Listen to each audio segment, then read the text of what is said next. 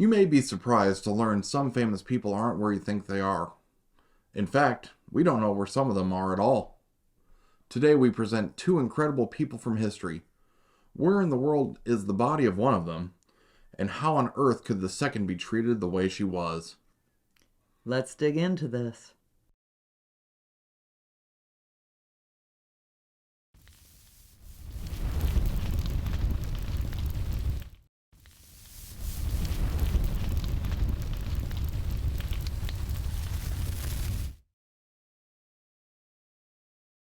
Boudicca, British national heroine, and a personal favorite of someone's.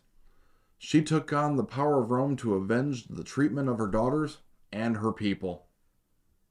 Everything we know about Boudicca comes from two sources, Cassius Dio and Tacitus, who were Roman scholars. We know little of her young life, but she was born sometime around 30 AD to a powerful and probably elite family. Ancient Celtic women were trained as warriors from a very young age, and Boudicca would have learned techniques, tactics, and weapons just like the men of the tribe. When she was around 18, she married Prasutagus, king of the Iceni tribe. They ruled a large area of what's now East Anglia as allies of the Roman Empire. Their kingdom was prosperous, and they had two daughters. When Prasutagus died in 60 AD without a son to succeed him, he tried to ensure his family's position by leaving half of his kingdom to Emperor Nero and the other half to his daughters. The emperor had other ideas. The Iceni kingdom was taken by force by Roman soldiers.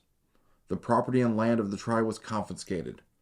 Boudicca was stripped and publicly flogged, and her young daughters were violated. Boudicca swore revenge. It was not an empty threat. Boudicca went to war. Gathering warriors along the way, her army attacked the city now called Colchester. The Celts did not take prisoners, so anyone who did not join her army was massacred.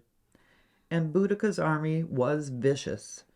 Tacitus and Dio wrote that the warriors impaled, hung, burned, crucified, and cut the throats of the inhabitants.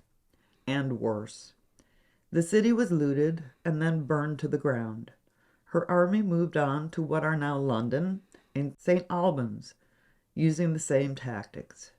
Archaeologists have found a layer of ash confirming the destruction of these areas. It's estimated that between 70 and 80,000 were killed. Boudicca's army, now said to have been between 200 and 300,000 strong, met the Roman legions led by Suetonius at the Battle of Watling Street. The actual site of the battle is unknown. Suetonius had a much smaller force, but tactical advantage due to the terrain. Boudicca's army made a fatal mistake. Women and children, and others not fit for battle, pulled carts up behind the warriors to watch what they thought would be a great victory. When Boudicca's army tried to retreat during the battle, they were trapped and massacred. And what happened to Boudicca? Some reports said she poisoned herself rather than be captured. Others said she became sick and died, and was given a beautiful, lavish funeral. She was supposedly buried under Platform 10 of King's Cross railway station in London, but this has been discredited. Other legends say she is buried at Stonehenge, or in Norfolk or Gloucestershire. One thing is for sure, she has not been forgotten. Boudicca became a national heroine and symbol of freedom and justice. The widow of King Henry VIII had finally married the man she had been in love with for years when she died. As they said in those days, in childbed. She was buried at Sudley Castle and forgotten for 200 years. It may have been better if she had never been found, considering what her remains went through. Even before marrying King Henry VIII, Catherine Parr had been through a lot. Born in 1512, she was married at age 17 to Sir Edward Berg. He was several years older than Catherine and may not have been healthy. He died in 1533. A year later, she was married to John Neville, Baron Latimer, making her Lady Latimer. He was a much older widower with 2 children. Lord Latimer was Catholic and had supported Catherine of Aragon in King Henry VIII's divorce and the turmoil that surrounded it.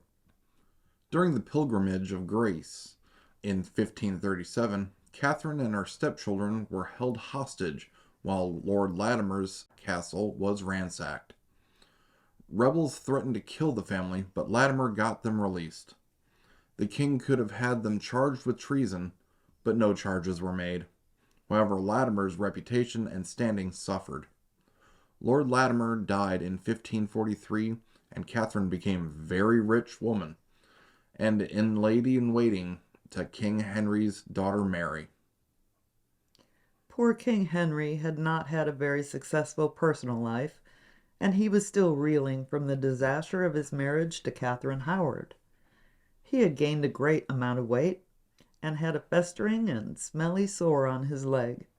He wasn't the dashing young king anymore, but he was being urged to marry again and have another son to ensure the Tudor dynasty. Catherine Parr caught his eye, and you really didn't say no to a king. Catherine and Henry were married on July 12, 1543. She was secretly Protestant, which made powerful enemies at court who badgered the king until he issued a warrant for her arrest in 1546. She survived because she found the warrant before it was served and convinced King Henry that anything she had said in their discussions about religion were to keep his mind off of deteriorating health. She was a very smart woman. After King Henry's death, Catherine was finally free to marry her love, the handsome rogue Thomas Seymour. They secretly married in April or May of 1447, only 4 months after Henry's death. A number of young ladies lived with the Seymours and were given an excellent education, including Lady Jane Grey and the future Elizabeth I, Catherine's stepdaughter. At age 35 or 36, Catherine became pregnant. She had not had any children with her first 3 husbands, so this late-life pregnancy was a surprise. Meanwhile, Thomas Seymour seemed to be grooming young Elizabeth. Many women died in childbirth, and Elizabeth was quite the catch. When Catherine reportedly saw Thomas and Elizabeth in compromising position, she sent Elizabeth away. Her relationship with Seymour was never the same. Catherine Parr gave birth to a daughter she named Mary on August 30th, 1548. 5 days later, she died from childbed fever, an infection contracted during or shortly after giving birth. Her body was wrapped in cire, a cloth treated in wax to preserve bodies, and then wrapped in sheets of lead. She was buried either on the day she died or just 2 days later, a shockingly fast burial in those times. The funeral was held in the chapel of Sudeley Castle. It was the first funeral service considered to be Protestant and the first in English. And after all this, Catherine Parr's grave is forgotten. Sudeley Castle and its chapel fell into ruins.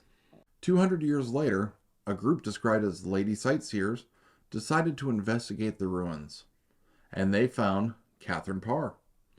She was still encased in the sheets of lead, which they of course decided to cut into.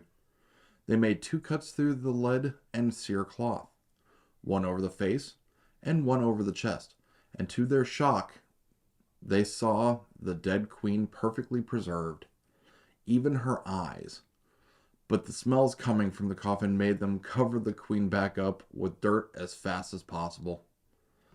Later that year, John Lucas, who rented the property, decided to see the queen for himself. He ripped off the top of the lead sheet coffin and reportedly said Catherine's body was uncorrupted. In other words, she had not decomposed over the years. In 1784, neighbors wanted to bury the queen in a more secure grave, maybe to prevent more sightseers.